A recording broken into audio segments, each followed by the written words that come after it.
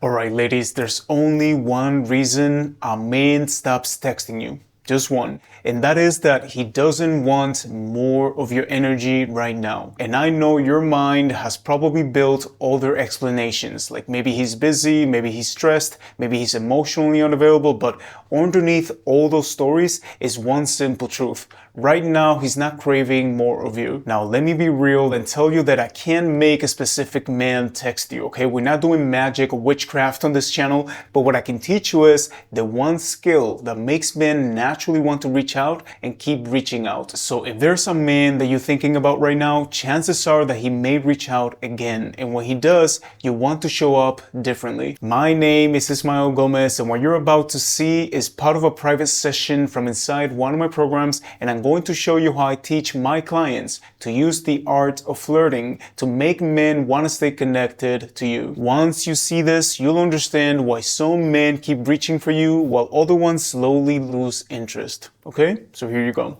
This is one of my favorite topics: how to flirt with a man to increase connection and attraction.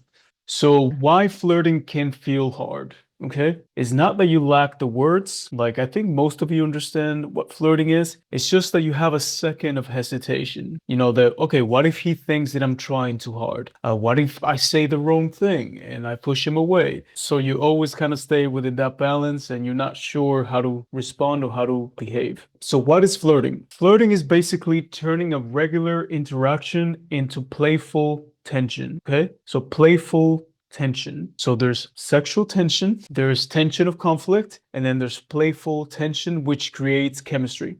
Okay, with the playful tension, he's not sure what you're going to do next. So his mind is kind of locked on you because he can't quite predict you. You know, she said this thing. What does she mean by that? Is she into me? Is she not? Now, there are three elements, okay, three ingredients that make flirting work. So number one is playfulness. Number two is uncertainty. And number three is desire. Okay, so if there's no playfulness, it's going to feel formal, like a job interview, right? Sometimes those conversations that we see, that you're asking him questions and it's all like, he feels like he's being interviewed for a job, like you're hiring for a company. Number two, there's no uncertainty, so it feels predictable. If you're always just saying, you know, the basic things and just being polite, you can be replaceable. And if there's no desire, it feels friendly. So you end up in the friend zone if you don't have a little bit of a spark in the conversation. So I want you to think about it like food. On the left side, you have a sandwich with just bread,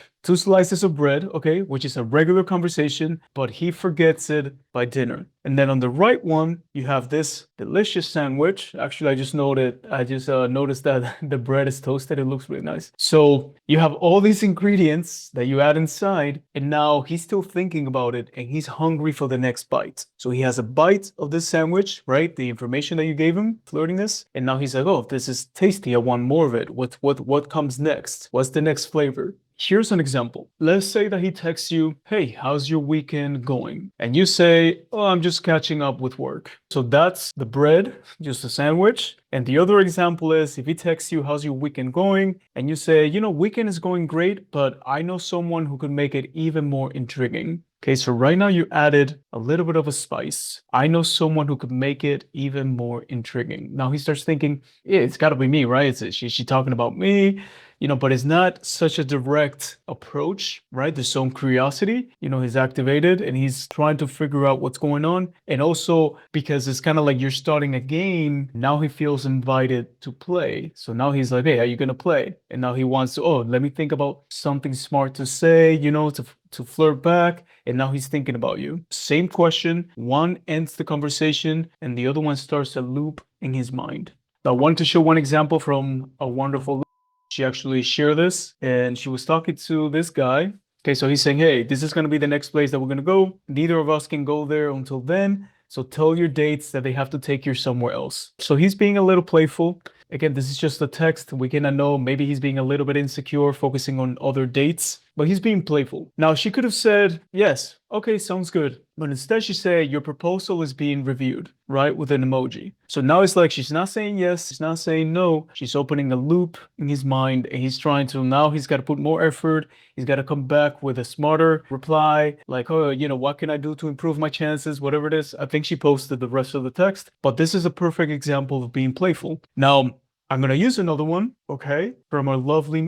We talked about this, right? We were going back and forth with these messages. And he asked, do you usually talk on the app for a while or do you meet in person? And she said, I love to meet in person if that's what you're thinking too. And by the way, this is a lovely response. But again, it doesn't open a loop in his mind. It's just one layer. It's just agreeing, right? So instead of that, what if she would have said, well, in person is usually where things get interesting. She's not saying yes, she's not saying no. So now, do you want to get interested? Like, you want things to get interesting? Again, always think when you're talking, are there layers? Can you add flavors to the conversation? And the verbal, which by the way, all of this, obviously the written and the verbal, you can use a lot of the text messages also when you're in person, and the verbal, you can also use it written, but obviously in person is always stronger than texting. One thing is the push and pull. And this is the dynamic with where you give him a little and then you pull back. Okay, so you can say the push, which is kind of boosting his ego. You say,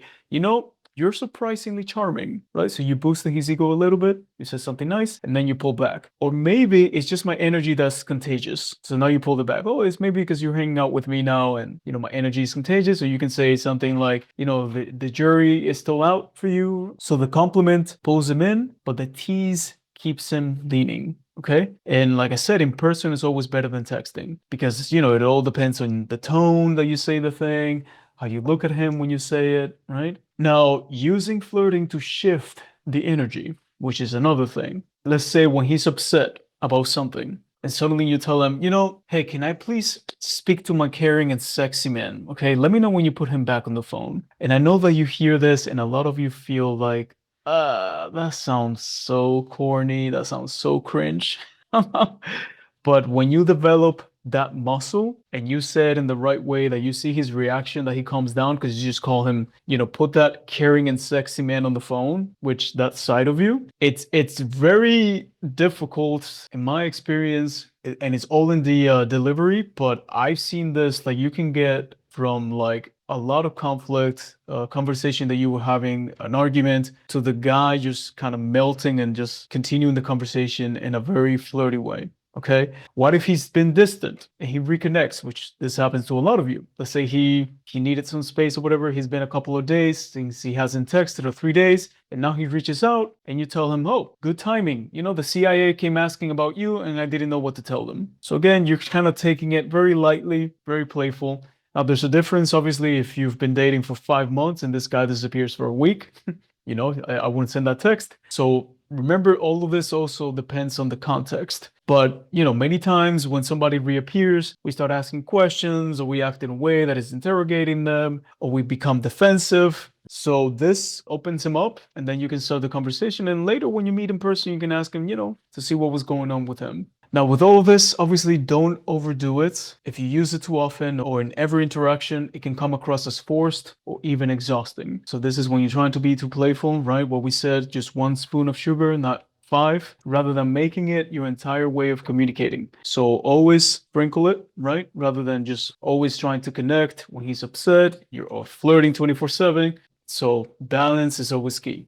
Alright ladies, so this presentation is just a small piece of what I teach inside my program, Male Commitment Decoded. So if you're exhausted or starting over, tired of connections that go nowhere, and tired of wasting time on men who never fully choose you, I want you to know that there's a different way. Inside the program, I coach you personally on how to attract and experience lasting commitment with a man who makes you a priority. Not through tricks or performing, but rather through understanding how we actually think and learning to show up as yourself. So if you're ready to stop guessing, stop overthinking men, and start moving differently, you can book your first call with me in the pinned comments. We're going to look at your specific situation, whether you're single, in a relationship, or you're talking to somebody right now, and we're going to figure out your best next step. Anyways, thank you for watching and subscribing to my channel, and remember that for your relationships to change, you need to change, okay? Have a beautiful day.